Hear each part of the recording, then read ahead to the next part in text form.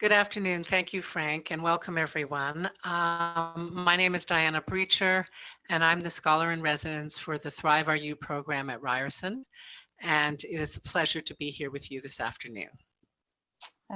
What a delight. Thank you, Frank. Thank you, Wayne. I'm Dr. Deena Shaffer. I'm the coordinator of student transitions and retention, formerly with Student Affairs, now within Student Wellbeing. And what a joy. Thank you for hosting us today.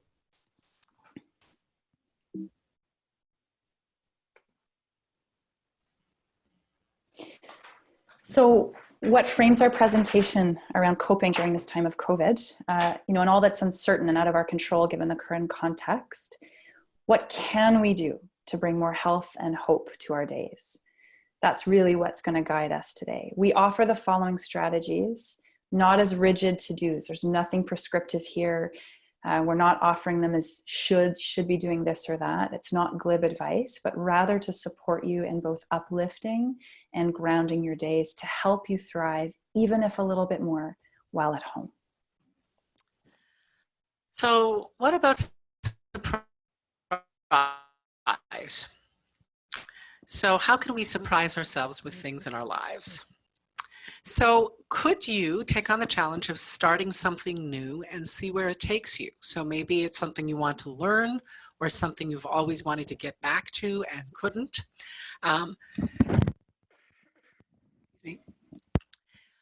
So is it something like learning a new language? I know someone who decided they wanted to learn German, and that's what they're doing with their extra time at home, or a craft, or learning a musical instrument that you have some access to that's been perhaps gathering dust, or a new physical practice. And what could happen if you start to do that, if you're bringing pleasure into your life and curiosity and engagement? Well, it brings about a sense of play and focus and engagement and immersion, and it leads to something we call flow. And flow is another word for optimal performance. And in this slide, you can see there's challenges and skills. And when we have low challenge, high skill, we tend to be bored. And when it's a high challenge and a low skill, we tend to experience anxiety. And so we can toggle back and forth between those all the time.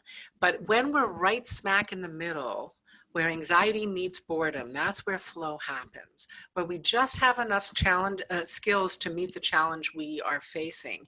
And it becomes an incredibly fulfilling experience, this inspired performance, being in the zone when we are living in flow. So can we begin to bring about those activities that engage us at this level, that time passes differently?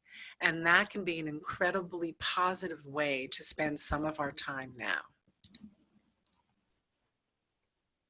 And so posing to you this question, where did the afternoon go? Have you ever felt so engaged and connected to what you're doing that time seems to stand still or pass so quickly you looked up and said to yourself, where did the afternoon go?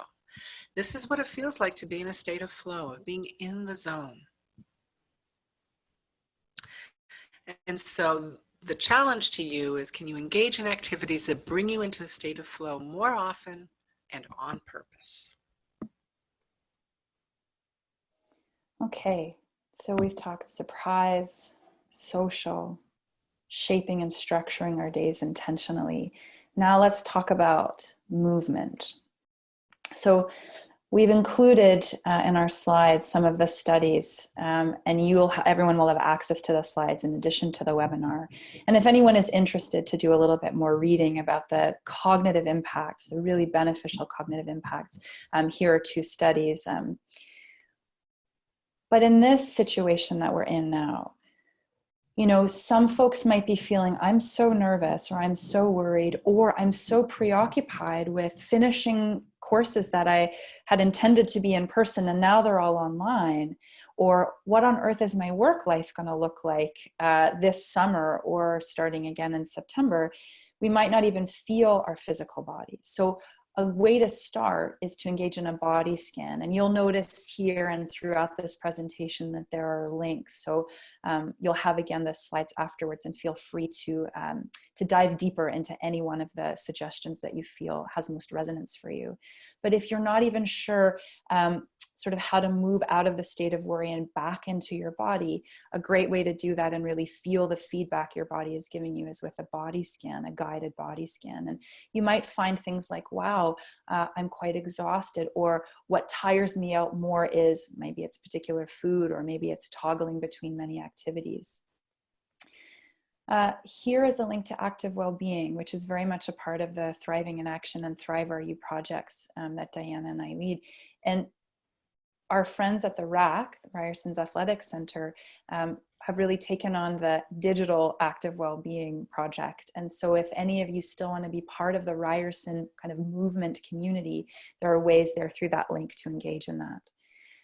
And lastly, a thought, we live in a kind of time before COVID that's like 30-day challenge and boot camp this. And, I have a history of running half marathons and really pushing myself physically too.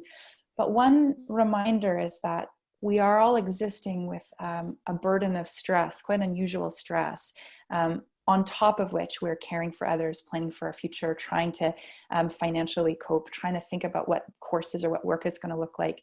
And so we want to be careful to absolutely move. We don't want to move too little, but we also don't want to move too much, being aware that physical exercise is itself a stress, and done in moderation is a really healthy stress. But over-exercise or over-exertion just compounds the unfortunate impacts of stress. So if you're already feeling like you're at your max capacity, trying gentle exercise might be just the thing. Here's some other ways to engage. This first posture will follow with a second one. This is very simply legs up the wall, and can help people experience physical grounding. So if you're feeling like everything is just too overwhelming, or if you're having a hard time falling asleep, spending 6 minutes with your back on the floor and your legs up the wall, or if that's not physically possible for you, you can have your calves resting on a chair, just inverting the blood flow and putting some pressure on the sacrum, which is at the back, the lower the sort of lower back, and then as well the back ridge, the occipital ridge of our skull. And those can help activate the parasympathetic nervous system, our own inbuilt inner resourcing way to calm and ground our bodies. So in addition to legs up the wall, this position is called Constructive Rest, which is simply lying on our backs, our knees bent, having our knees fall into each other so that we don't even have to exert by holding our knees up, our head cushioned, and actively engaging and choosing to rest. Not Netflix, binge watching, but to physically take rest.